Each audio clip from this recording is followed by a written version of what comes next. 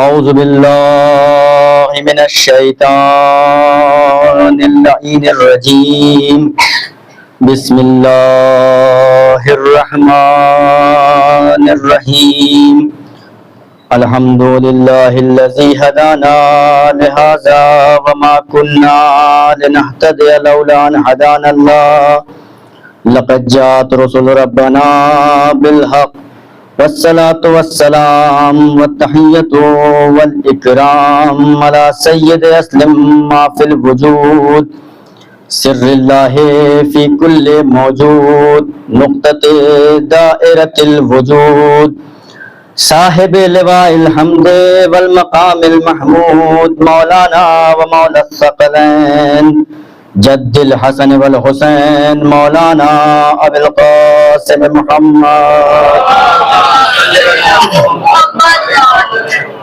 وعلى آله الطيبين الطاهرين المعصومين المنتجبين المظلومين ولعنة الله على أعدائهم أجمعين من الآن إلى قيام يوم الدين أما بعد فقد قال امام حسین علیہ الصلاۃ والسلام انی لم اخرج اشرا ولا بطرا ولا مفسدا ولا ظلما وانما خرجت لطلب الاصلاح في امة جدي محمد رسول الله واريد ان امر بالمعروف وانهى عن المنكر واسیرا بسیرت جدی محمد رسول اللہ وابی علی ابن ابی طالب.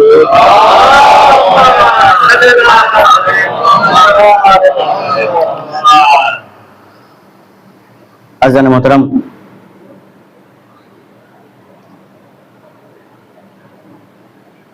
اتنے بزرگ افراد اور علماء کرام کی موجودگی میں لب کشائی آپ تمام حضرات جانتے ہیں کہ ذرا سخت ہوتی ہے، اور وہ بھی جب ماشاءاللہ سے بزرگان اور علماء کا مجمع ہو، علم و ادب جاننے والے ہوں، اور ذمہ داری اس وقت اور بڑھ جاتی ہے کہ جب کوئی انسان کسی ایسے کی جگہ پر آئے کہ جس کو پوری قوم سننے کے لیے ترستی ہو، اور اس کی جگہ پر کوئی ایسا چہرہ آ جائے کہ جو ناشناس ہو، جس کو لوگ نہ پہچانتے ہوں، جس کو لوگ نہ جانتے ہوں، تو ظاہر ہے ذرا سا کشمکش کا عالم بھی ہوتا ہے، اور یہ بھی سمجھ میں نہیں آتا ہے پڑھنے والے کو بھی کہ پڑھا کیا جائے، اور سننے والے کو بھی سمجھ میں نہیں آتا ہے کہ سنا کیسے جائے. لیکن ان ساری چیزوں کے بعد جو ایک چیز اس منبر سے حاصل کی ہے وہ یہ ہے کہ ٹھیک ہے یہاں آنے والے بڑے بڑے افراد ہوا کرتے ہیں، ٹھیک ہے یہاں پر جو بھی آتا ہے بڑا ذاکر بڑا خطیب ہوتا ہے.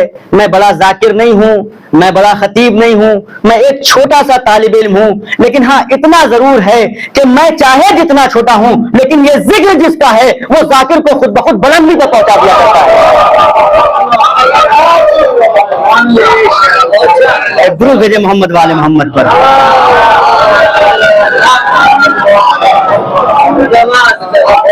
یہ حقیقت ہے، ایسے ہی نہیں ہے. ذکر علی نبادا ایسے ہی نہیں ہے.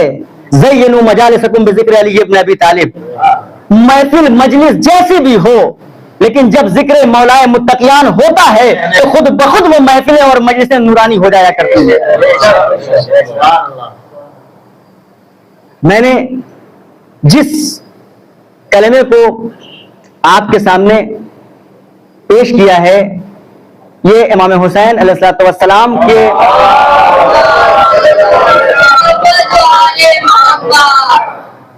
اس وصیت نامے کا ایک ٹکڑا ہے کہ جو امام حسین علیہ الصلوۃ والسلام اپنے برادر عزیز جناب محمد حنفیہ کو لکھ رہے ہیں، اور اس میں امام مظلوم اپنا مقصد قیام بیان کر رہے ہیں.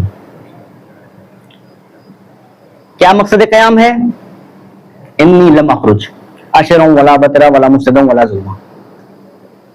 میں عیش و عشرت کے لیے نہیں نکل رہا ہوں.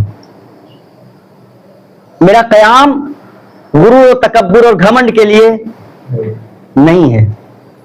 میرا قیام جو میں مدینے سے نکلا ہوں وہ کسی فساد کے لیے نہیں ہے.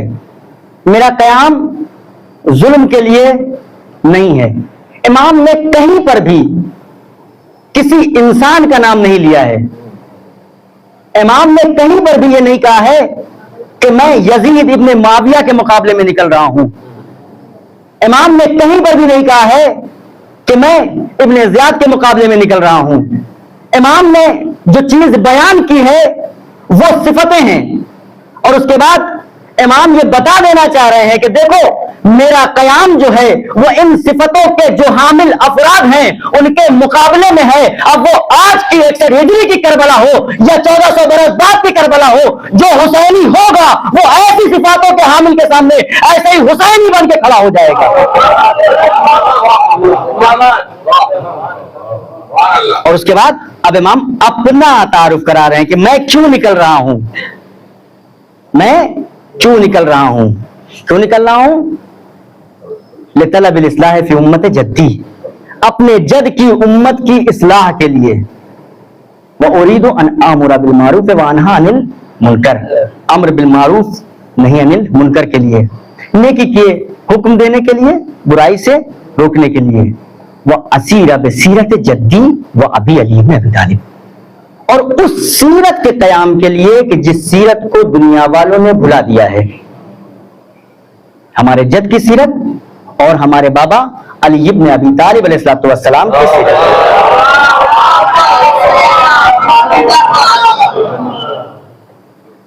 اس ضمن میں جو گفتگو میں نے عشر اولیٰ میں کی تھی اس میں ظاہر سی بات ہے، دیکھیں میری مجلس نکات وغیرہ نہیں ہوتے ہیں. میں نے جس چیز کو بیان کیا تھا وہ بیان یوں کیا تھا کہ وہ خطبات کہ جو امام مظلوم کربلا نے مکے سے نکلنے کے بعد کربلا پہنچنے تک بیان کیا ہے، کچھ خطبے ہیں، کچھ جملے ہیں، کچھ کلمات ہیں، ان کو میں نے بیان کیا تھا، جس میں خطبہ خطبہ الموت ہے، خطبہ ذو حسم ہے، یہ سارے خطبات اس کو میں نے بیان کیا تھا. لیکن مسئلہ یہاں پر یہ ہے کہ امام مظلوم نے یہاں پر جس چیز کو بیان کیا ہے وہ کیا ہے کہ میں اپنے جد کی سیرت کو زندہ رکھنے کے لیے نکل رہا ہوں. جد کی سیرت کیا ہے؟ سب سے پہلی چیز یہ دیکھنا ہے کہ جد کی سیرت کیا ہے. جد کی سیرت کیا قرآن کی تعلیم دینی تھی؟ جد کی سیرت کیا نماز کو بتانا تھا صرف؟ جد کی سیرت کیا احکام خمس و زکوٰۃ کا بیان کرنا تھا؟ ہرگز ایسا نہیں تھا. آپ سب سے پہلی جو دعوت ہے اس دعوت کو اٹھا کر کے دیکھ لیں کہ جب دعوت ذوالعشیرہ ہو رہی ہے، جب اپنے اقربا کو دعوت دی جا رہی ہے، تو وہاں پر بھی جس چیز کا سب سے پہلے اعلان ہو رہا ہے اشہد ان لا الہ الا اللہ و اشہد ان محمد رسول اللہ، کیا کہ میں اللہ کا رسول ہوں اور اللہ کوئی نہیں ہے سوائے خدا کے، اور جو بھی اس چیز کی گواہی دے گا وہ میرا ولی ہوگا، وصی ہوگا، جانشین ہوگا، خلیفہ ہوگا. یعنی روز اول سے دعوت ذوالعشیرہ سے ہی اس بات کو طے کر دیا گیا کہ لا الہ الا اللہ محمد رسول اللہ کہنے والے کے لیے واجب اور لازم ہے کہ وہ علی ولی اللہ بھی کہے. یعنی سیرت رسول یہ رہی ہے کہ جب بھی علی ولی اللہ کہنا ہوگا لا الہ الا اللہ والے، محمد رسول اللہ والے صرف وہی رک نہ جائیں بلکہ لا الہ الا اللہ محمد رسول اللہ کے بعد علی ولی اللہ کا کلمہ پڑھ کر کے اپنے اسلام کو مکمل کریں.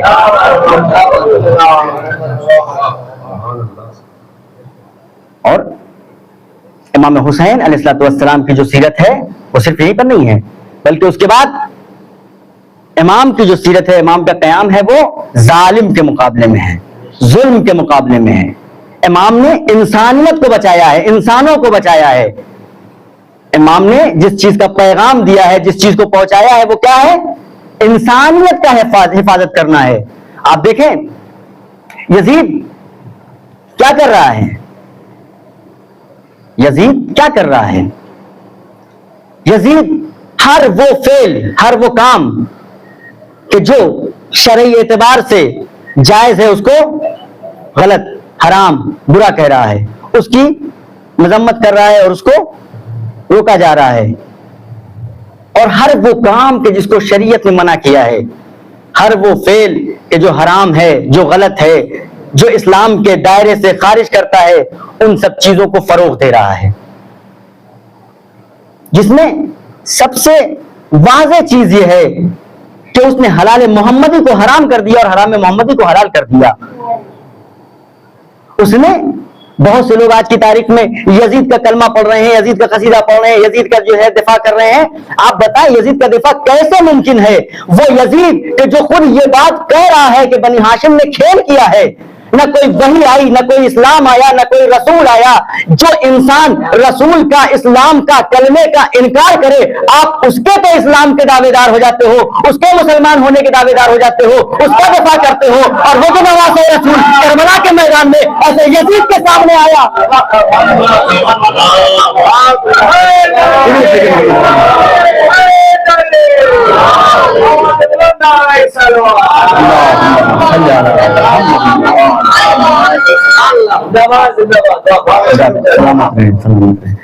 اللہ آپ لوگ کو سلامت رکھے، آپ لوگوں کی سماعتوں کو سلامت رکھے۔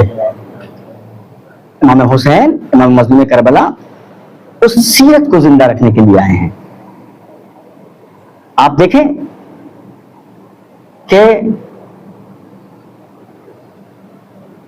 کوفے سے مولائے کائنات مسجد کوفہ سے نکل رہے ہیں، اور ان کے ساتھ ان کے ساتھی جناب کمیل ابن زیاد نخی ہیں۔ ایک مقام پر جناب کمیل ٹھہر جاتے ہیں، رک جاتے ہیں۔ کیوں؟ کیونکہ وہاں پر ان کے کانوں سے ایک انسان کے تلاوت کلام مجید کی آواز ٹکراتی ہے۔ اس کی آواز اتنی دلنشیں ہوتی ہے، اتنی دل فریب ہوتی ہے، اتنی خوبصورت ہوتی ہے، اتنا اچھا لب و لہجہ و لہن ہوتا ہے کہ جناب بلال، جناب کمیل ٹھہر جاتے ہیں۔ اور جناب کمیل ابن زیاد نخعی، جناب کمیل وہی ہے کہ جن کے نام سے دعائے کمیل بھی معروف ہے، یہ ٹھہر جاتے ہیں اور سننے لگتے ہیں اور مدہوش ہو جاتے ہیں اس کی آواز میں۔ مولائے متقیان ایک مرتبہ جناب کمیل کی طرف متوجہ ہوتے ہیں اور کہتے ہیں، کیونکہ مولا ہے جان رہے ہیں، کہتے ہیں کمیل کیا تمہیں اس کی آواز نے متاثر کر دیا ہے؟ کیا تمہیں اس کے لب و لہجے نے متاثر کر دیا ہے؟ کیا تمہیں اس کے لہن نے متاثر کر دیا ہے؟ کمیل یاد رکھو، یہ نہ عبادت ہے، نہ یہ زہد ہے، نہ یہ تقویٰ ہے۔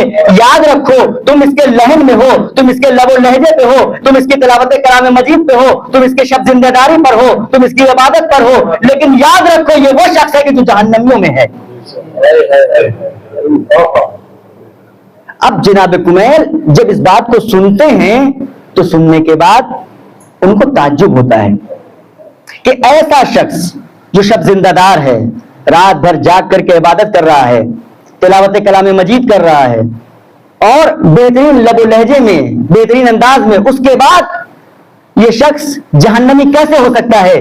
وقت گزرتا ہے اور ایک وہ وقت آتا ہے کہ جب جنگ نہروان ہوتی ہے، اور جنگ نہروان کے بعد اب مولائے متقیان جناب کمیل کو اپنے ساتھ لے کر کے چلتے ہیں، اور ان لاشوں میں کہ جو مولائے متقیان کی تلوار سے واصل جہنم ہوئے تھے، ایک لاشے کے قریب لے جاتے ہیں، کہتے ہیں کمیل دیکھو اسے پہچانا؟ کہا ہاں یا علی مولا میں نے پہچان لیا۔ کہا دیکھو یاد رکھو قرآن کی تلاوت کر لینا کافی نہیں ہے، نماز پڑھ لینا کافی نہیں ہے، تلاوت کلام مجید اور قرآن مجید کی تلاوت کرنا اور نماز پڑھنا یہ صرف ایک جسم ہے، اس کی روح ہماری ولایت ہے۔ جس کے دل میں ہماری ولایت نہ ہو اس کی قرآن بھی کوئی فائدہ نہیں، اس کی نماز بھی کوئی فائدہ نہیں دیتی۔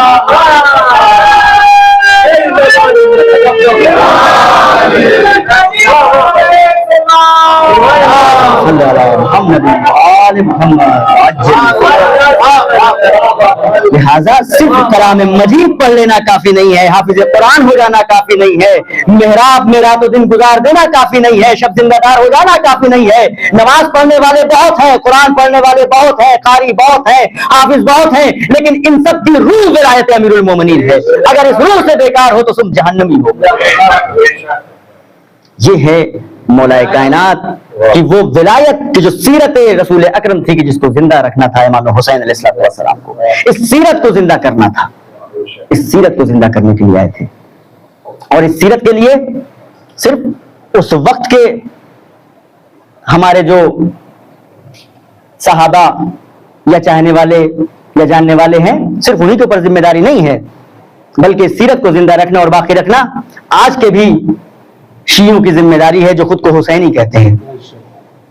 اور دنیا کائنات اس چیز کو نہ پہچان سکتی اگر آج کے یزید کے مقابلے میں ایران کا وہ سید کھڑا ہو کر کے یہ نہ کہتا کہ دیکھو ہم حسینی ہیں. اور یاد رکھو جس طریقے سے حسین نے کربلا کے میدان میں کہا تھا مجھے ذلت کی زندگی نہیں چاہیے، عزت کی موت میرے لیے بہتر ہے، ویسے ہی سید علی خامنہ نے کھڑے ہو کر کے کہا کہ دیکھو مجھے تمہاری حیات من الذلہ، تمہاری زندگی کی مجھے محتاجگی نہیں ہے، میں موت چاہیے لیکن موت بے عزت کی چاہیے. اور اس طریقے سے وہ بنکر میں نہ جا کر کے بتایا کہ میں موت سے نہیں ڈرتا ہوں بلکہ میرا وہی وطیرہ ہے، وہی وظیفہ ہے جو اہل بیت علیہ السلام کے چاہنے والوں کا ہوا کرتا ہے. ہم مر جائیں گے لیکن ظالم کے ہاتھ پر بیعت نہیں کریں گے.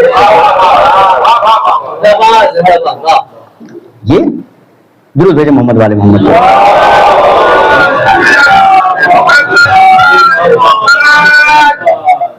یہ سیرت اہل بیت علیہ السلام ہے اور اسی سیرت کو زندہ رکھنے کے لیے ہمارے امام میدان کربلا میں آئے. اب یہ بتائیں اس سیرت کو زندہ رکھنے کے لیے ہم کیا کریں، کیسے یہ سیرت زندہ ہوگی؟ چھٹے امام حضرت امام جعفر صادق علیہ السلام کا قول ہے کہ رحم اللہ عبدا احیا امرنا، اللہ رحمت نازل کرے اس کے اوپر کہ جو ہمارے امر کو زندہ کرے. اب یہ امر کیا ہے؟ اب یہ امر کیا ہے؟ سب سے پہلی چیز یہاں پر دو چیزیں ہیں، ایک تو امر کیا ہے اور دوسری چیز وہ یہ ہے کہ اس امر کو زندہ کیسے کیا جائے. اب یہاں سے بحث خشک ہو جائے گی. درود بھیجے محمد والے محمد پر.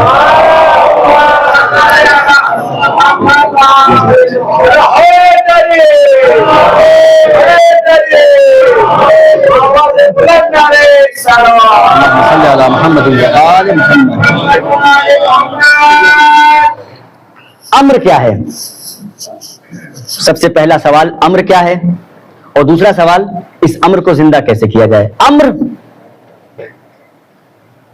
ہم اہل بیت علیہ السلام کی ولایت ہے، ہماری سیرت ہے، ہماری محبت ہے، ہماری معرفت ہے.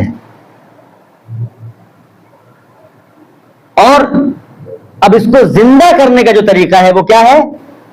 یتعلموا علومنا، ہمارے علوم کو سیکھو. کیوں سیکھو؟ تاکہ تم لوگوں تک اس کو پہنچاؤ.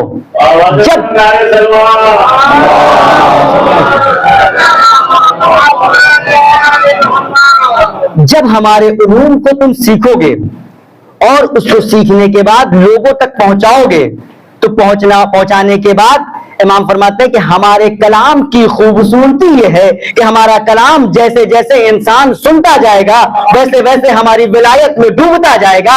جب ہماری ولایت میں ڈوبتا جائے گا تو ہم تک آتا جائے گا. لہذا ہمارا فریضہ یہ ہے کہ امر اہل بیت کو پہلے جاننے کے بعد سیکھے کے بعد بیان کرے تاکہ وہ جو اہل بیت سے دور ہے وہ ہم تک آ سکیں. اب اس میں جو سب سے بڑی چیز ہے وہ کیا ہے؟ ولایت محمد والے محمد. ان کے علوم، ان کی شجاعت، ان کے کلمات، ان کے خطبات، اگر ہم ان کے کلمات کو، ان کے خطبات کو نہیں جانیں گے، اگر ہم اس کو نہیں پڑھیں گے تو ہم بیان کیسے کریں گے؟ اور جب ہم بیان نہیں کریں گے تو وہ لوگ کہ جو اہل بیت علیہ السلام سے غیر معروف ہیں، جو ان کو نہیں پہچانتے، وہ کیسے پہچانیں گے؟ آپ دیکھیں ایک بہت ہی مشہور واقعہ ہے، تقریباً یہاں پر جتنے بزرگان ہیں سب نے سنا ہے، صرف بچوں کے لیے علامہ ہلی کا بہت ہی مشہور و معروف واقعہ ہے کہ ایک بادشاہ ہے جس کا نام ہے خدا بندہ، غصے میں آ کر کے وہ اپنی زوجہ کو طلاق دے دیتا ہے. غصے میں آ کر کے اپنی زوجہ کو طلاق دے دیتا ہے. طلاق طلاق طلاق. دیکھیں اب یہاں پر ضروری ہے کہ علوم آل محمد کا جاننے والا انسان ہو، جو وارث علم رسول ہے، جو وارث علم لدنی ہے. اب دربار میں موجود تمام جو درباری علماء تھے ان سے سوال کیا گیا، سب کا ایک جواب، حلالہ ضروری ہے. بادشاہ، اب وہ حلالہ کیا ہے وہ سب کی تفصیل جو ہے بیان کرنے کی ضرورت نہیں ہے، تقریباً سب کو معلوم ہے. بادشاہ پریشان، کیا کریں؟ بادشاہ ہے، وہ یہ نہیں کر سکتا ہے، اس کی عزت داؤ پر ہے. اتنے میں ایک علی کا چاہنے والا کھڑا ہوتا ہے اور کہتا ہے کہ میں ایک ایسے شخص کو اور جانتا ہوں جو فقہ جعفری سے تعلق رکھتا ہے، جو ہلا میں رہتا ہے، اس کو بلاؤ، وہ تمہارے مسئلے کا حل ضرور بتائے گا. جیسے ہی اس چاہنے والے نے علامہ ہلمی کا نام لیا، وہاں پر بیٹھے تمام مذہب اربع کے لوگوں میں چمگوئیاں ہونے لگی. تم کس کا نام لے رہے ہو؟ ارے وہ تو بد دماغ ہے، وہ تو بے وقوف ہے، وہ تو بدتمیز ہے. لیکن بادشاہ نے کیا کیا؟ کہا کہ جیسے تم چاروں کو دیکھ لیا ہے، اس کو بھی دیکھ لیا جاتا ہے، ایک اسے بھی سن لیا جاتا ہے. کیا مسئلہ ہے؟ بلایا گیا. اب بلانے کے بعد جب علامہ ہلمی داخل ہوتے ہیں تو داخل ہونے کے بعد اپنی جھنڈیاں اپنے بغل میں دباتے ہیں، بغل میں دبا کر کے بادشاہ کے قریب جاتے ہیں. لوگوں کو موقع مل گیا، کہا دیکھا بادشاہ سلامت، میں نہ کہتا تھا کہ یہ بدتمیز ہے، یہ بےہودہ ہے، اس کو ادب نہیں ہے، اس کو معلوم نہیں ہے. آپ کے قریب آ رہا ہے اور اپنی جھنڈیاں اپنے بغل میں دبائے لا رہا ہے. ایک مرتبہ علامہ ہلمی جواب دیتے ہیں کہ بادشاہ سلامت کیا بتاؤں، یہ تو آپ کا دربار ہے، جب رسول کے دربار میں ابو حنیفہ نے رسول کی جوتیاں چوری کر لی تو پھر آپ کے دربار میں میری جوتیوں کا کیا ہے؟ ایک مرتبہ ابو حنیفہ والے کھڑے ہو گئے، کیسی باتیں کرتے ہو؟ ابو حنیفہ تو رسول کے زمانے میں تھے ہی نہیں. کہا اچھا ہو سکتا ہے مجھ سے غلطی ہو گئی، شافعی والے رہے ہوں گے، جناب شافعی رہے ہوں گے. کہا نہیں، وہ تو ان کے بعد بھی ہیں. کہا حنبلی؟ کہا نہیں، وہ تو ان کے بعد بھی. کہا جب شافعی بھی نہیں ہے، حنفی بھی نہیں ہے، حنبلی بھی نہیں ہے تو حتمن مالکی رہے ہوں گے، تمہارے امام مالک رہے ہوں گے، انہوں نے رسول کی جوتیاں چرائی ہے. وہ لوگ فوراً کھڑے ہو جاتے ہیں، ہتھے سے اکھڑ جاتے ہیں اور غصہ ہو کر کے کیا کہتے ہیں؟ کہتے ہیں تمہارا دماغ خراب ہو گیا ہے بادشاہ سلامت، آپ دیکھتے نہیں ہیں، میں جانتا تھا اس کو کچھ نہیں پتا ہے، اس کو کچھ نہیں معلوم ہے. کیونکہ چاہے مالکی ہو، چاہے شافعی ہو، چاہے حنبلی ہو، چاہے حنفی ہو، یہ سب رسول کے 100 سال بعد، 150 سال بعد، 250 سال بعد سے ایک مرتبہ علی کے چاہنے والے کو موقع مل گیا. یا بادشاہ آپ بتاؤ، یہ وہ جو رسول کی آغوش میں آ کر کے پہلے کہہ رہا ہو یا رسول اللہ توراۃ سناؤں، زبور سناؤں، انجیل سناؤں، قرآن سناؤں، اس سے مسئلہ لیا جائے گا یا اس سے مسئلہ لیا جائے گا جو 200 سال بعد آیا ہو؟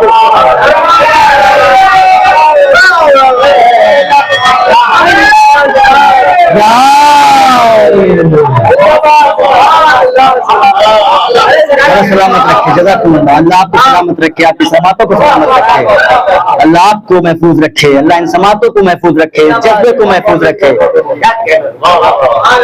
لہذا ہمیں بھی یہ بتانا ہے کہ دیکھو آج بھی یہ مذاہب اربع موجود ہیں، لیکن حقیقی اسلام وہی تمہیں دے گا جو در اہل بیت سے متفق ہوگا، ورنہ بہکتے رہو گے. اور یاد رکھو اگر در اہل بیت نہ ہوتا، علوم آل محمد نہ ہوتا، محمد والے محمد کے چاہنے والے نہ ہوتے تو تمہیں آج بھی حج پر اس بات کی تمیز نہ ہوتی کس پتھر کو چومنا ہے، کس پتھر کو مارنا ہے.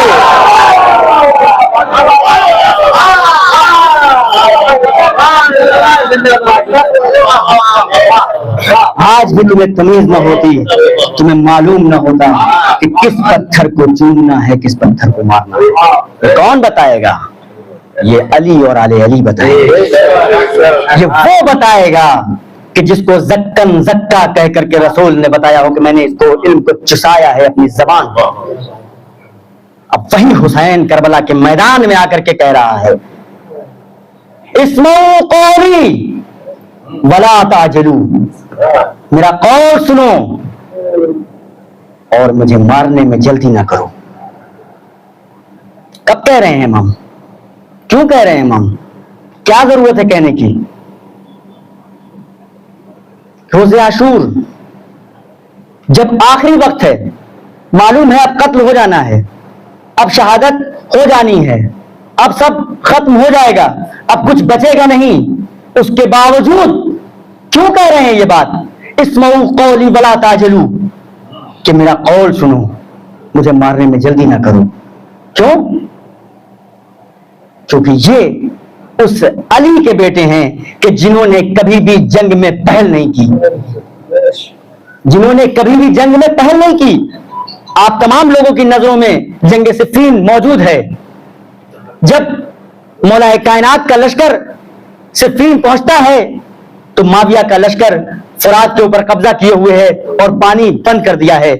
ایک مرتبہ مولا کائنات ایک حماسی خطبہ دیتے ہیں اور اتنا شدید خطبہ دیتے ہیں, کہتے ہیں کہ دیکھو, یاد رکھو فوج والو, یا تو تم جنگ کرو اور شہید ہو کر کے خدا کی راہ میں پہنچ جاؤ, یا پھر اس دریا پر, اس فرات پر قبضہ کر لو تاکہ تمہاری عزت اور ذلت دونوں محفوظ رہے. ایک مرتبہ فوج نے حملہ کیا اور دریا پر قبضہ کر لیا. دریا پر قبضہ کر لینے کے بعد اب مولا متقیان کہتے ہیں کہ دیکھو, انہوں نے پانی تو بند کیا تھا لیکن ہمارا شعار یہ نہیں ہے, ہم وہ کام نہیں کریں گے جو وہ کرتے ہیں, ہم ان کے اوپر پانی بند نہیں کریں گے. پانی بند نہیں کیا گیا اور تقریباً اسی طریقے سے جنگ 1 ہفتہ 10 دن تک جنگ رکی رہی. جنگ جب نہیں ہوئی تو لوگوں میں چینی گوئیاں ہونے لگی, خود مولا کائنات کے لشکر والوں میں. اور اس لشکر سے کچھ افراد آتے ہیں مولا متقیان کے پاس اور کہتے ہیں یا علی, لوگوں میں تشویش ہے کہ یا تو آپ ڈر گئے ہیں, یا تو آپ خوفزدہ ہو گئے ہیں اور تلوار نہیں چلا رہے ہیں, جنگ نہیں کر رہے ہیں, یا یہ ہے کہ آپ کو لگتا ہے کہ سامنے والے مسلمان ہیں اور مسلمان کا خون بہانا صحیح نہیں ہے. ایک مرتبہ مولا متقیان کہتے ہیں کہ دیکھو, اگر مجھے ڈرنا ہوتا تو میں اس وقت ڈرتا جب جوانی کا عالم تھا, جنگ بدر و احد و خیبر تھی, اس وقت میں ڈرتا. جب میں اس وقت میں ڈرا تو آج کیوں ڈروں گا؟ نہ علی کے زور بازی میں کمی ہے, نہ علی کے ذوالفقار کی کاٹ میں کمی ہے. علی ڈرتا نہیں ہے. اور یاد رکھو, اگر مجھے سوچنا ہوتا, سمجھنا ہوتا تو میں جنگ جمل میں سمجھتا, جنگ جمل میں سوچتا کہ میں جنگ کروں یا نہ کروں, کیونکہ سامنے. لیکن نہ میں نے وہاں تحمل کیا, نہ میں نے وہاں ڈر کر کے اپنی ذوالفقار چھوڑی, تو یہاں پر بھی نہیں, بلکہ میں اس لیے کر رہا ہوں تاکہ میں وہ موعظہ, وہ نصیحت کر سکوں کہ جو کوئی بھی آنا چاہتا ہے وہ علی تک آ سکے, جو کوئی بھی آنا چاہتا ہے وہ اسلام تک آ سکے. ہمیں اسلام کا راستہ بند نہیں کرنا ہے, ہمیں لوگوں کو تبلیغ بھی کرنا ہے, لوگوں کو بتانا بھی ہے, لوگوں کو بلانا بھی ہے, اور ان میں سے ان کو الگ کرنا ہے کہ جو ہماری ولایت کے ماننے والے اور چاہنے والے ہیں, جو آ سکتے ہیں ہم تک. یہی مولا متقیان کے فرزند امام حسین علیہ الصلوۃ والسلام نے کربلا کے میدان میں کیا. کیا کیا؟ کربلا کے میدان میں امام حسین علیہ الصلوۃ والسلام نے اسمعوا قولی ولا تعجلوا, ہماری بات سنو اور جلد بازی نہ کرو. حتی اعظکم بما ہوا حق لکم علیہ, یہاں تک کہ میں تم کو واضح نصیحت کروں اس چیز کی کہ جو میرے اوپر تمہارا حق ہے. امام حسین علیہ السلام کربلا کے میدان میں کئی طریقے سے آ کر کے اپنے آپ کو پہچانوایا ہے, بتایا ہے. کبھی آ کر کے کربلا کے میدان میں کہتے ہیں دیکھو پہچانو, میں وہ ہوں کہ انما یرید اللہ لیذھب عنکم الرجس اہل البیت, قرآن مجید میں ہمارے لیے آئی ہے. قل لا اسألکم علیہ اجرا الا المودۃ فی القربى, قرآن مجید میں ہمارے لیے آئی ہے. سورہ دہر ہمارے لیے آیا ہے. کبھی آ کر کے اپنے رشتے کو بتاتے ہیں کہ دیکھو میں ہوں حسین, رسول کا وہی نواسا کہ جس کو رسول اپنی پشت پر بٹھا کر کے مدینے کی گلیوں میں چلا کرتے تھے. دیکھو میں ہوں حسین, وہی حسین کہ جس کے لیے رسول نے اپنے سجدے کو طول دے دیا تھا. دیکھو میں ہوں حسین, وہی حسین کہ جس کے لیے منبر سے اتر کر کے رسول نے اپنے خطبے کو قطع کر کے مجھے لا کر کے بیٹھالا تھا, اور بیٹھنے کے بعد کہا تھا ھذا حسین فارفوہ وانصروہ, یہ حسین ہے, اسے پہچان لو اور اس کی مدد کرنا. میں وہی حسین ہوں. اور صرف رسول اکرم کے اس نواسے نے اپنے آپ کو قرآن اور سیرت کے ذریعے سے نہیں پہچانوایا ہے, بلکہ آگے بڑھ کر کے وجدان کے ذریعے سے بھی پہچانا ہے کہ دیکھو اگر تمہارا اسلام سے کوئی تعلق نہیں ہے, تمہارا مسلمان ہونے سے کوئی تعلق نہیں ہے, تم رسول کا کلمہ نہیں پڑھتے, تم خدا کو نہیں مانتے ہو, تو کم از کم تمہارے پاس عقل تو ہے, ضمیر تو ہے, یہ بتاؤ کس انسان کا ضمیر اس بات کی اجازت دیتا ہے کہ چھوٹے چھوٹے بچوں کو پیاسا رکھا جائے؟ کس انسان کا ضمیر اس بات کی گواہی دیتا ہے کہ عورتوں کو جو ہے بے مقنع چادر پھرانے کے لیے تم آمادہ ہو؟ اس کے بعد ایک چوتھی قسم امام نے آ کر کے بیان کی کہ ٹھیک ہے تم رسول کو بھی نہیں مانتے، کم از کم آزاد بنو، تمہارے لیے کوئی دین نہیں ہے کوئی بات نہیں، تمہیں قیامت کا خوف نہیں ہے کوئی بات نہیں، کم از کم آزاد بنو، انصاف سے کام لو۔ انصاف کا تعلق کسی دین سے نہیں ہے۔ ایک انسان جو بے دین ہو، کسی بھی مذہب کو ماننے والا بھی نہ ہو، اس کے باوجود اس کے اندر انصاف پسندی ہوتی ہے۔ ہر انسان انصاف پسند ہوتا ہے، اور کوئی بھی انسان کہ جو انصاف پسند ہوتا ہے وہ ظلم کو کبھی بھی برداشت نہیں کرتا ہے، کسی بھی قوم کے ساتھ ہو، کسی بھی مذہب کے ساتھ ہو۔ اور اس کی مثال ہمارے ملک میں موجود ہے، ہماری عدالت۔ اگر عدالت میں ایک کسی انسان کو قتل کی سزا پر پھانسی دی جاتی ہے تو وہ مذہب نہیں دیکھا جاتا، وہ سنی ہو یا شیعہ ہو، ہندو ہو یا مسلم ہو، عیسائی ہو یا یہودی ہو، کسی دین کے ماننے والا ہو یا نہ ہو، لیکن اگر ایک جرم کی سزا ہمارے لیے جو ہے وہی تمام دین والوں کے لیے ہے، اس سے کوئی مطلب نہیں ہے کہ وہ کس مذہب سے تعلق رکھتا ہے، کس فرقے سے تعلق رکھتا ہے۔ اگر سزا ہے تو سزا وہی ہوگی جو ان کی ہوگی، وہی ان کی ہوگی۔ کیوں؟ چونکہ یہ انصاف پسندی کا کام ہے۔ ہمارے یہاں عدالت کا اتنا اعتبار کیوں ہے؟ اسی لیے ہے ہر انسان چاہے وہ مسلمان ہو چاہے وہ غیر مسلمان ہو، عدالت پر بھروسہ کرتا ہے، اپنے کسی بھی مسئلے کو لے کر کے عدالت میں کیوں جاتا ہے؟ کیونکہ وہ جانتا ہے کہ اگر انسان کا ضمیر زندہ ہے تو وہ انصاف کرے گا، ضمیر مر جائے تو الگ بات ہے۔ اور اسی ضمیر کی زندگی کے لیے، اس انصاف کی بقا کے لیے امام حسین کربلا کے میدان میں آئے، اسی انسانیت کے محفوظ رکھنے کے لیے امام حسین کربلا کے میدان میں آئے۔ امام حسین کربلا کے میدان میں جو آ کر کے انصاف کی بات کر رہے ہیں، انصاف کے بارے میں بتا رہے ہیں، یہ ایسے ہی نہیں بتا رہے ہیں، بلکہ وہ بتانا چاہ رہے ہیں کہ دیکھو انصاف کتنا ضروری ہے۔ اور آج پوری کائنات کے حقوق دانوں نے انصاف کے بارے میں، UN نے جو ایک پورا باقاعدہ حقوق انسانی کے اوپر لکھا ہے، آپ سب نے ایک مسیحی رائٹر ہے جرجرداق، تقریباً سب نے نام سنا ہوگا، مسیحی رائٹر ہے، لبنانی ہیں۔ نہج البلاغہ میں نامہ نمبر 53، ایک درود بھیجیے محمد والے محمد پر۔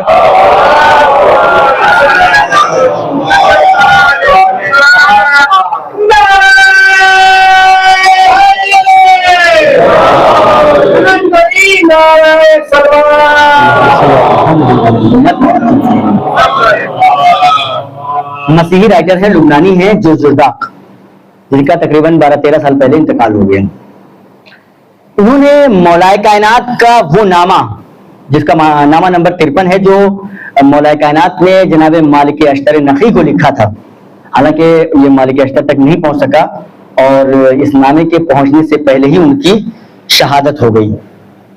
اس نامے کو انہوں نے رکھا اور UN نے جس چیز کو بیان کیا ہے، بنایا ہے، اس کو رکھا، اور اس کے رکھنے کے بعد انہوں نے جو فیصلہ دیا ہے وہ فیصلہ یہ دیا ہے کہ دیکھو تم اس صدی کا لکھا ہوا وہ حقوق بشر کے لیے جو تم نے قانون بنایا ہے، وہ قانون بھی تمہارا آج کی تاریخ میں پھیکا ہے اس قانون کے مقابلے میں کہ جو 1400 برس علی نے لکھ کر کے مالک اشتر کو دیا تھا۔ تو میں کہوں گا کیوں نہ پھیکا ہو، ارے وہ ہے کہ جو مدینۃ العلم کا باب ہے، جب مدینۃ العلم کا باب ہوگا تو اس کے پاس کل علم ہوگا، علم لدنی کا مالک ہوگا، اس کو حقوق بشر کے بارے میں دنیا کے لوگوں سے زیادہ علم ہوگا۔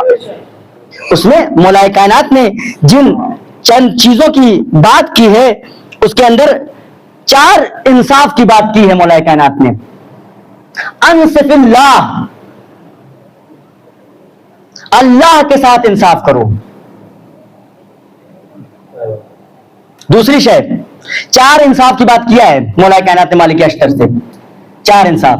انصف اللہ، اللہ کے ساتھ انصاف کرو۔ دوسرا انصاف، انصف الناس من نفسک، لوگوں کے ساتھ انصاف کرو۔ کیا مطلب؟ اللہ کے ساتھ انصاف کرو کیا مطلب؟ لوگوں کے ساتھ انصاف کرو کیا مطلب؟ اللہ کے ساتھ انصاف کرو، اللہ نے تمہیں جو نعمت دی ہے اس نعمت کی قدر کرو۔ अल्लाह ने तुम्हें नेमत इसलिए नहीं दी है कि तुम गुनाह करो, अल्लाह ने तुम्हें नेमत इसलिए नहीं दी है कि तुम जुल्म करो, अल्लाह ने तुम्हें नेमत इसलिए नहीं दी है कि तुम कत्ल गारत करी करते हो, अल्लाह ने तुम्हें नेमत इसलिए दी है ताकि तुम उसका शुक्र अदा करो, अल्लाह ने तुम्हें नेमत इसलिए दी है ताकि तुम उसकी इबादत करो, अल्लाह ने तुम्हें नेमत इसलिए दी है ताकि तुम लोगों के काम आओ, अल्लाह ने तुम्हें नेमत इसलिए दी है ताकि तुम लोगों की मदद करो। और हम क्या करते हैं? हम अल्लाह की दी हुई नेमत जो उसने हमें खैर के लिए दिया है मुझसे शर करते हैं, जो उसने हमें नेकी के लिए दिया है मुझसे बदी करते हैं, जो उसने हमें अच्छाई के लिए दिया है मुझसे बुराई करते हैं। उसके बाद दूसरा है कौल कि अनसिफ अन्नास मिन नफ्सिक, लोगों के साथ इंसाफ करो। कैसे इंसाफ करो? यानी जो अपने लिए पसंद करते हो वही दूसरे के लिए पसंद करो। कौन इंसान ऐसा है जो अपनी बेइज्जती बर्दाश्त करता हो? कौन ऐसा है जो चाहता है कि उसकी बेइज्जती हो? तो लिहाजा अगर किसी इंसान को इस बात का पता है कि हमें बेइज्जती हमारी नहीं होनी चाहिए, हमें कोई तंजो ताना तशनी न करे, हमें कोई बुरा लफ्ज न बोले, हमारे ऊपर कोई अच्छे लफ्ज के साथ ही इस्तेमाल करे, तो जरूरी है कि वो भी दूसरे के लिए सही कलमा इस्तेमाल करे, सही लफ्ज इस्तेमाल करे। किसी की बेहुरमती नहीं करनी चाहिए, किसी को गलत नहीं बोलना चाहिए। ये सिर्फ जबानी बात नहीं है, अमली बात भी है। कहीं पर भी हो, कोई भी हो, चाहे वो खतीब हो, चाहे वो शायर हो, चाहे वो उस्ताद हो, चाहे वो स्टूडेंट हो, चाहे वो टीचर हो, कुछ भी हो, लेकिन जब बोले तो अपनी जबान को संभाल करके बोले। क्यों? क्योंकि तुम जैसा चाहते हो वैसा ही तुमको मिलेगा। अगर तुम अपने लिए गलत चाहोगे तो तुम्हारे लिए भी वैसा ही गलत होगा जैसा तुम दूसरे के लिए चाहते हो। आज कोई अगर हमें बोलेगा तो कल उसे भी कोई पलट करके जरूर बोलेगा, क्योंकि ये दुनिया पलट करके आती है और यहाँ पर इंसान को हमेशा उसके अमाल का नमूना दिखाई देगा। जैसा वो करेगा वैसा वो भुगतेगा। अगर मैं किसी को बुरा कहता हूं, मैं किसी को भला कहता हूं, मैं किसी की तंजो ताना और तशनी कहता हूं, मैं किसी की बेहुरमती करता हूं, तो कल को मेरी भी होगी, और अगर कोई मेरी करेगा तो कल को उसकी भी होगी। ये दुनिया है। मौला क्या कह रहे हैं कि देखो, तुम उस चीज को हरगिज पसंद ना करो कि जो अपने लिए पसंद नहीं करते। तीसरी बात, वमिन खासत अहलिक, ये हमारे मुआशरे के लिए है। हम अपने अहलो अयाल, अपने बीवी बच्चों के लिए कितने सख्त हैं, बच्चों के लिए कितना ज्यादा नर्म रवैया होना चाहिए, लेकिन हमारे यहां मुआशरे में कितना सख्त रवैया है। बच्चे को हर बात पे झड़कते हैं, हर बात पे डांटते हैं। रसूल क्या कर रहे हैं?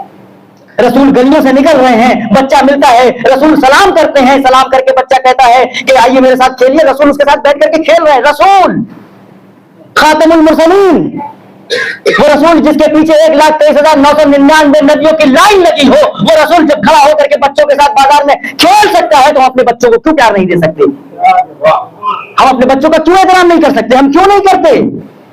आज अगर हम अपने बच्चों का एहतराम करेंगे तो कल वही बच्चा पलट करके हमारा एहतराम करेगा। अगर हम आज अपने बच्चे की बेहुरमती करेंगे, बेअदबी करेंगे, उसका भी इज्जत नफ्स है, अगर उसके इज्जत नफ्स को हम ठेस पहुंचाएंगे तो कल को वो हमारे, तो फिर ये ना कहिएगा कि आजकल के बच्चे नहीं सुनते। बच्चे कैसे सुनेंगे? आपने सुनाया कहां है उन्हें? बच्चे कैसे सुनेंगे? आपने सुनाया कहां? आपने तो उनको हमेशा डांटा है, मारा है, तो जब वो जवान होंगे तो पलट करके वो भी आपको डांटेंगे।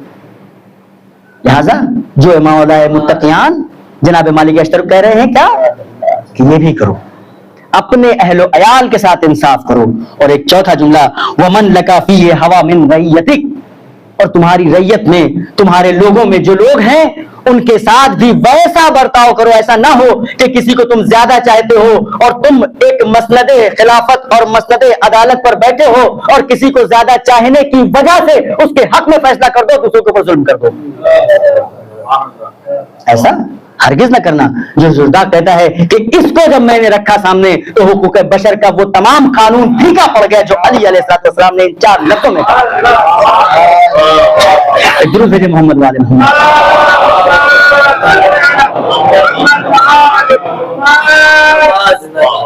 बहुत सारी बातें थी जो इंसाफ की हवाले से लिख करके आया भी था और सोचा भी था बोलने के लिए और पढ़ने के लिए। और खुद इमाम हुसैन अलैहिस्सलाम का ये खुतबा कि जो रोज़े आशूर जनाब अली अकबर अलैहिस्सलाम का जुलजना और घोड़ा लेकर के इमाम हुसैन आते हैं मैदान में और बयान करते हैं, वो भी अब नहीं हो सका, काफी वक्त हो गया है। तो अजीजों, बस अब एक चीज का जो सबसे ज्यादा हमें ख्याल रखना है वो क्या है? हमें अम्र अहले बैत को सीखना है। सीखेंगे तब सिखा पाएंगे। اگر ہم نہیں سیکھیں گے. دیکھیں کوئی انسان کسی کو راستہ اس وقت دکھا سکتا ہے, بتا سکتا ہے جب اس کو پتا ہو. اندھیرے میں ہم کسی کو اس وقت روشنی دکھا سکتے ہیں جب ہمارے پاس ٹارچ ہو. ہمارے پاس جب ٹارچ ہی نہیں ہے, ہمارے پاس جب روشنی نہیں ہے, تو ہم کسی اور کو روشنی کیسے دیں گے؟ ہمارے پاس جب علم ہی نہیں ہے تو ہم دوسرے کو علم کیسے بتائیں گے؟ ہمارے پاس جب سیرت کے بارے میں معلوم ہی نہیں ہے تو ہم کیسے لوگوں کو اہل بیت کی سیرت بتائیں گے؟ ہمارے پاس جب معرفت اہل بیت ہوگی ہی نہیں تو ہم کیسے لوگوں کو معرفت اہل بیت دیں گے؟ اور جب ہمارے پاس ہے نہیں, ہم دے نہیں پائیں گے, تو ہم کیسے اس فعل پہ انجام دیں گے جو امام جعفر صادق علیہ الصلوۃ والسلام بیان کر رہے ہیں کہ ہمارے کلام کی اچھائیوں کو, ہمارے سخن کی خوبصورتی کو لوگوں تک پہنچاؤ تاکہ لوگ وہ ہماری تک آئیں. کیونکہ جب ان تک پہنچے گی ہمارے کلام کی اچھائی تو وہ خود بخود ہم تک آئیں گے. یہ کلام اہل بیت علیہ الصلوۃ والسلام ہے. آپ کتنے تھے, آج کتنے ہیں؟ آپ غور کیا آپ نے کبھی کہ یہ جو شیعہ ہیں کتنے تھے اور کتنے ہیں, اور کتنا ان کو مارا گیا ہے, کتنا ان کو قتل و غارت گری کیا گیا ہے, کتنا ان کو قتل کیا گیا ہے. کیوں؟ صرف ولایت علی کے لیے, صرف امام حسین علیہ الصلوۃ والسلام کی محبت میں. عزیزو, امام حسین علیہ الصلوۃ والسلام کی محبت ہمارے لیے ایک امانت ہے, اور ہمارے لیے ضروری ہے کہ ہم اس امانت کی حفاظت کریں. امانت کی حفاظت کیسے ہوگی؟ ہم نے جیسے اپنے بزرگوں سے اس امانت کو حاصل کیا ہے ویسے اپنے بعد والی نسل کو اس کو دیں. جیسے ہم نے اس فرش عزا کو اپنے بزرگوں سے لیا ہے ویسے اس فرش عزا کو اپنے بعد والی نسلوں کو دیں. یاد رکھیے گا کہ کبھی بھی عزاداری کو سدھارنے کی کوشش مت کیجیے گا. عزاداری سدھارنے کے لیے نہیں ہے, عزاداری خود ہمارے سدھارنے کے لیے ہے, ہم عزاداری کو سدھارنے کے لیے نہیں ہے. عزاداری ہم کو سدھارتی ہے, ہم عزاداری کو نہیں سدھار سکتے ہیں. عزاداری میں اگر کچھ غلط ہے تو وہ ہماری طرف سے ہے, عزاداری کی کمی نہیں ہے. لہذا اس چیز کو ختم کرے جو ہم نے اپنی طرف سے لایا ہے, اور اس عزاداری کو باقی رکھے جو اہل بیت نے ہمیں سکھایا ہے. عزاداری اور محبت امام حسین, محبت محمد والے محمد بہت ضروری ہے. عزیزوں, ایک شخص ہے بہت گناہگار, اس کا بھائی آیت اللہ خنساری صاحب کے پاس آتا ہے اور کہتا ہے کہ میرا بھائی بہت زیادہ گناہگار ہے, ہر طرح کا گناہ کرتا ہے, اور نماز, روزہ, عبادت, مجلس, ماتم, کسی چیز سے اس کو کوئی سروکار نہیں ہے. یہ آیت اللہ ان کی زبان میں اتنا اثر رہا کہ یہ جب بھی کسی کو واعظ و نصیحت کرتے تھے تو ان کے واعظ و نصیحت سے لوگوں میں تغیر اور تبدل ہو جایا کرتا تھا, اور ان کا رابطہ اہل بیت علیہ الصلوۃ والسلام سے باقاعدہ طور پہ تھا. انہوں نے کہا دیکھو تم نے جو صفتیں اپنے بھائی کی بتائی ہیں, جو مشکلات اور پریشانیاں اپنے بھائی کو تم بتا رہے ہو, مجھے لگتا نہیں ہے کہ میری زبان سے اس کے اوپر اثر ہوگا, لیکن پھر بھی ایک مرتبہ لے آؤ دیکھتا ہوں. یہ اپنے بھائی کو لے کر کے آتے ہیں, آیت اللہ اس کے بھائی سے بات چیت کرتے ہیں. بات چیت کرنے کے بعد جب وہ چلا جاتا ہے تو اس کے بڑے بھائی سے کہتے ہیں دیکھو میں نے اس سے بات کی, سوال کیا, ایک چیز جو سمجھ میں آئی وہ یہ کہ اس کے اوپر میری بات کا اثر نہیں ہوگا, یہ سدھر نہیں سکتا ہے میری باتوں سے. کہا پھر اب ہم کیا کریں؟ کہا بس ایک ہی راستہ ہے کہ اب اسے تم کسی طرح سے کربلا لے جاؤ. اب اسے تم کسی طرح سے کربلا لے جاؤ. اگر کربلا لے کے گئے اور امام حسین علیہ الصلوۃ والسلام کے روضہ مبارک کو اس کی آنکھوں نے دیکھ کر کے آنسو بہا دیا, آنسو آ گیا, تو سمجھ لاؤ کہ اس کے اندر اب تغیر اور تبدل ہو سکتا ہے اور یہ راہ راست پر آ سکتا ہے. لیکن اگر امام حسین کے مزار کو, روضے کو دیکھنے کے بعد بھی اس کے اندر تغیر اور تبدل نہ آیا تو سمجھ لینا کہ ابھی کبھی نہیں سدھر سکتا. یہ آتے ہیں اپنے بھائی کو لے کر کے اپنے گھر, اپنا پورا گھر والوں کو سب کو تیار کرتے ہیں اور چاہتے ہیں کہ کربلا چلے. وہ کہتا ہے کہ کربلا سے میرا کیا واسطہ, حسین سے میرا کیا واسطہ, میں کیوں جاؤں کربلا, میں کیوں جاؤں, مجھے نہیں جانا ہے, آپ لوگ جائیے.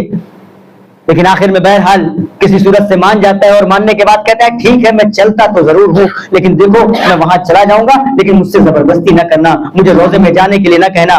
کہا ٹھیک ہے، کربلا لے کے پہنچے.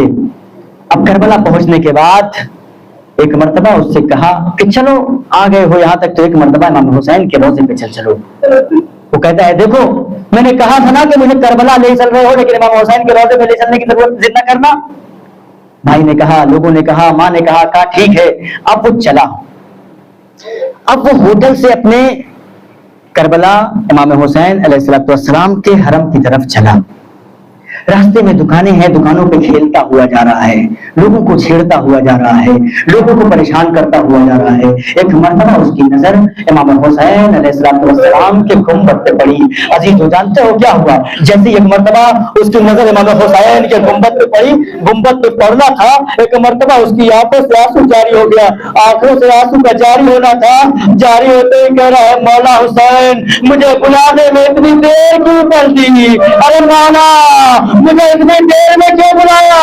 مولا مجھے پہلے بلا لیا ہوتا تو میری زندگی سنور جاتی. مولا آپ نے جیسے اپنے اس شہدائی کو، اپنے اس چاہنے والے کو بلایا، مولا یہاں بھی آپ کے کچھ ارادار ہیں جن کے دلوں میں آپ کے روضے کی زیارت کی تمنا ہے. مولا ان کو بھی بلا لیجیے. جزاکم ربکم خیر الجزاء. عزیزو اللہ آپ کو کسی وقت نہ رلائے سوائے غم مظلوم کربلا کے. عزیزو آپ جانتے ہیں جناب زینب نے آپ کے لیے دعا کی ہے. جناب سکینہ ایک مرتبہ جب ان رونے والوں کی آوازوں کو سنتی ہے نا تو جناب زینب سے پوچھتی ہے بھبی اماں ارے یہ رونے والے کون ہیں؟ بھبی اماں یہ کون لوگ ہیں جو اس طریقے سے گریہ کرے؟ اور ایک مرتبہ جناب زینب کہتی ہے بیٹا ارے تمہارے بابا کے ازادار ہیں.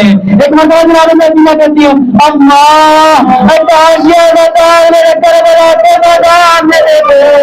ارے میرا بھائی علی اکبر زمانہ ہوتا، ارے مجھے تماشے نہ کرتے، ارے میرے بابا کا خشک جرار کرتا. جزاکم ربکم خیر الجزاء. عزیزو خدا آپ کو کسی غم میں نہ رلائے سوائے غم مظلوم کربلا کے. عزیزو یہ وہ موقع ہے، یہ وہ وقت ہے کہ جب ایک بیمار ہے جو زنجیروں میں جکڑا ہے، جو اسیر ہے اور اپنی ماں بہنوں کو پھوپھیوں کو لے کر کے بازار سے دربار، دربار سے بازار جا رہا ہے. جزاکم ربکم خیر الجزاء. عزیزو بس آخری فکرہ آپ بتائیں اگر میں یہاں سے اپنے پاس سے ایک رومال پھینکوں تو آپ لوگ فوراً اپنے چہرے کی جلد بہت نازک ہوتی ہے نا، آپ لوگ اپنے ہاتھوں سے فوراً روک لیں گے.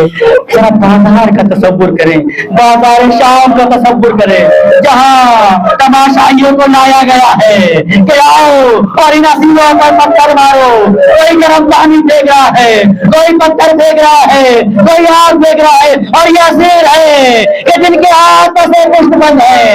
آئے وہ اپنے ہاتھوں سے روک سکتے ہیں پتھر کو، نار کو.